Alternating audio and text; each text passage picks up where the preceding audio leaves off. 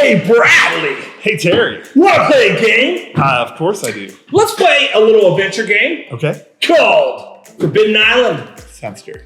It is scary. The island hates us and wants to kill us. Yikes. So Forbidden Island is a cooperative game, which means that in order to win, everyone has to win. There are no losers. It's going to be such a joy not to be a loser.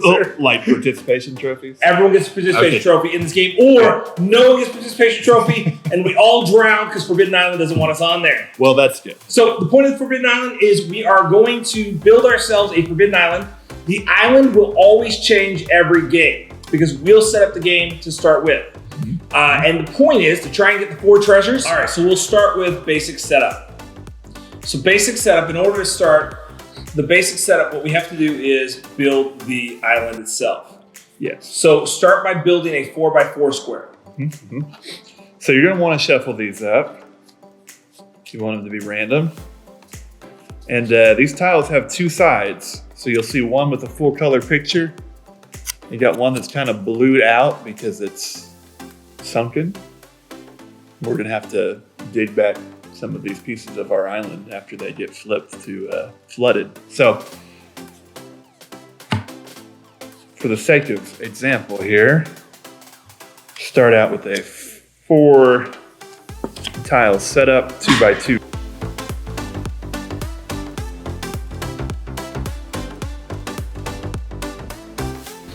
So what do we do after we've set up the island? Okay, so we've got our grid here. It says to disperse these treasures around the island just so you can get to them quickly. I mean, you decorate it however you want. Then we're going to take this flood deck, which is our blue cards here, and we're going to draw the top 6. Top 6 cards. So we've got the Temple of the Moon. We've got So we'll line it up and find it. Temple of the Sun. Flip the card over. It means it's flooded, but it's still usable. Correct. So at this point, if it's on this blue side, you can still move across it as normal. If it gets drawn again from this deck, it's discarded off the island. Third one here is Cape Timbers. So here, we've got the Iron Gate. So okay, There. Got Misty Marsh down here. And more, the Lost Lagoon. It's right here. So that's our 6 that are going to be flooded to start the game. Now we're going to leave those in a discard pile next to the stack for now. When Do you shuffle them or anything? Don't shuffle them for now. Okay. When we draw a Water's Rise card out of here, which looks like that. So these will show up randomly as we go throughout the game. Then we're going to take these, we're going to shuffle them together, any random order, and place them back on top of the deck. So don't cheat. I know you're in this to win, but don't cheat to win. So you're going to put those back on top of the deck. So what that means is these 6 are going to be the quickest to be drawn again. So your team needs to get to them and shore them up before you lose those pieces. Explain shore up the pieces. And what happens if they're not shored up? Okay, so we're going to get these little meeple over here. And so we haven't been assigned characters yet. So that's what this handy dandy deck is for. You've got 6 different people with 6 different roles.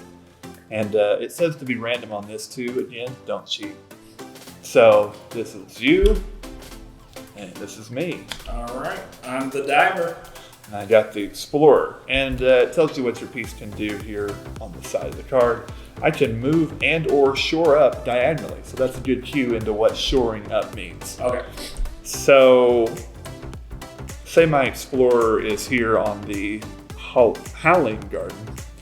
I can shore up the Iron Gate, Phantom Rock, the Cliffs of Abandon, or the Copper Gate, just as any character. Now, because I'm the Explorer, I can move or shore up diagonally, so I can also shore up these 4 that are not in the plus mark. So literally, as the Explorer, you can shore up any space around you. You could only shore up in a plus mark adjacent. Because that's what my card says I can do for shoring up. Yes, Okay. and what that means, if you shore up, so if I'm here and I shore up the Temple of the Sun, that's one action. I get to flip the tile back to its normal colorfulness. Cool. So to determine where your player starts, you're gonna find the tile that has your matching logo on it. So in this case, it's the Iron Gate for the black. and the copper gate for the green. And that's where you know where you're going to start. And then each player has a different special ability, so be sure you read that and know what that is. Mine is move or shore up diagonally. Yours is to move through one or more adjacent flooded and or missing tiles for one action. So what's a turn to begin with is what we need to know. Yeah, okay, so for a turn, you're gonna take 3 actions. And so basically for an action, you can move, you can shore up a space, or when we get to trading later on in the game when you have treasures, you can trade with players that you're on the same tile as. So neither one of us got the cool ability where you can trade even if you're not on the same tile. So that'll make it more difficult for us. After you've taken your 3 actions, you're gonna draw 2 treasure cards. So in this case, that person would have got 2 of those, which is great because you wanna have 4 in your hand so that you can collect that item. And then you're gonna draw flood cards equal to the water level. So since we've started here on the normal setting, we draw 2 cards. So once the waters rise to 3, we draw 3 cards at this point. For now, we draw 2. The gold gate, not the Golden Gate Bridge, just the gold gate. And the watchtower. So right over here. And that would end my turn. What do you do when your turn is up and you draw 2 cards and one of them happens to be the water is rising card? Whenever you draw a water is rising card, the action you take at that moment is to take all of your discarded cards, shuffle them,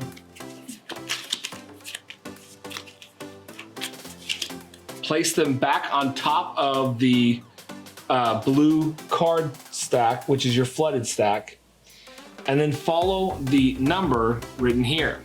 So what'll happen is we will move the watermark up 1 tick, which means for right now, we still only do 2 flooded cards. We're now going to then draw the number of cards that's required of us, right? So we're gonna do 2 cards, and whatever we draw, they will, if they're blue, they will then disappear. So Misty Marsh is now forever gone. The next card would be Temple of the Moon, which luckily I had shored up, so simply all I do is make it blue again, indicating that it is sinking, and I place it back on the discard side. Now, if a player is on a marker that is sunken, that player will swim to the nearest non-sunken spot. Now, another problem could happen that a player actually finds himself trapped and they would be unable to escape unless they had a helicopter card, which would look like this. The helicopter card allows you to move 1 or more pawns on the same tile to any other tile. Or you can lift, or this card right here, you have to have one of these cards actually. This card actually can lift the entire team off of Fool's Landing, which when you have all the treasures is how you win the game. Okay, so one thing that makes this game difficult is you only have 5 cards in your hand at a time. So say I have this helicopter lift and 4 items. Well, we already explained you need 4 treasure cards to capture that treasure. And then you also need to be on the space on the board that has that part of it. So say for a turn, I'm here, you're there, Terry. I'm gonna move to you for 1 action. I'm gonna trade you for 1 action. So I'm gonna give you this card that you need to complete that treasure. I'm gonna take your fire. You have to be on the same space to trade unless you have that special ability. And then for my next action, I'm gonna move here, capture an item. So you're going onto the piece that has the matching picture of the treasure you're trying to capture. Correct. So there's only 2 spaces that have a treasure picture on it. So Yes. there's once those tiles are gone, if you lose 2 and you don't have the item, you lose the game. And so everyone else, and so right now I would have 4 of these matching ones. My goal would be to get to one of these pictures right here. Correct. And so we're trying to do that before the island sinks. Right. All right. I'd buy the item with my 4 cards. Those would go to the discard over here. And then I could have 4 more cards in my hand. But yeah, maximum of 5. Perfect. As soon as every player, or as soon as all the treasures are gotten, then every player must do what they can to get to Fool's Landing. And when everyone's on Fool's Landing, they'll play the helicopter card that I showed you earlier.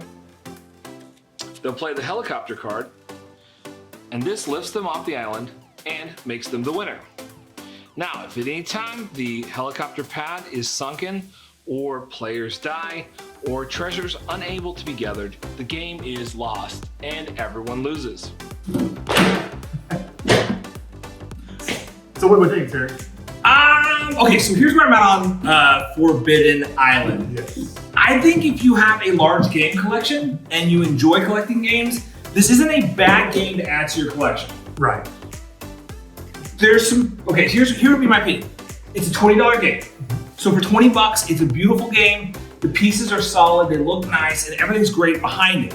To me, this would be a great game if I was gonna bring in some friends and they were new to doing cooperative games. Yep. So if you've never played cooperative games before and you're not sure if you're gonna like that or not, this is one of those ones, because cooperative games, Yep. could take forever. They do. Forever. And if you're not sure if your friends are going to be down with cooperative games, this is a really quick way of finding out. 20 minutes to 45 minutes, depending on how it plays. Right. And if you have the right crowd, I think this would be a really fun game. Yeah, and that's what first drew me to it. Like, we play all these games where you beat each other up and everybody leaves the house angry because, you destroyed whatever. You Yes. called me Hitler, all those Yes. things. This was the first game that was like, hey, we're on the same team. Yeah. We're all going to win. Yes. We're all going to lose. And so for that factor, it's a decent cooperative game. Another perk is, it's a perk and a downside at the same time. So the perk and the downside at the same time would be, the game always changes. So the upside of that is, the game always changes. It's not gonna get old, you're not doing the same board over and over. The downside is, there's not a lot of hidden skills. Like, we can't give you how to beat this game necessarily. There's some picked up skills you're gonna have to do. Be cooperative, make sure you're communicating well. That would be with any game though, right? Right. And so that's what I'd say about this. And that's where it frustrates me is I love having the perfect strategy to win a game every time, or at least, wait until somebody can dethrone that strategy. There's not a lot of strategy with this. I No. mean, if the board sets up in your favor, you're going to win pretty easy. Yeah. There's some setups where you're not going to win the game. Like Yes. maps too spread out, helipads all the way on one side. Yeah. Different things that you're just not going to win. So here's what we'd say. It's a fun game. Know your audience. If you have a small game collection, probably don't do this one. If you have a decent sized room to have a decent sized game collection, and you're gonna be playing games with people who occasionally don't play games hardcore, this is a great game to get people into it who don't normally play hardcore. This is for the people when they come over to you, hey, you wanna play a game? And they go, I'll play Monopoly. Nah. You know what I mean? Right. So I think it's a good game. I would play Yeah. this again. It was very enjoyable.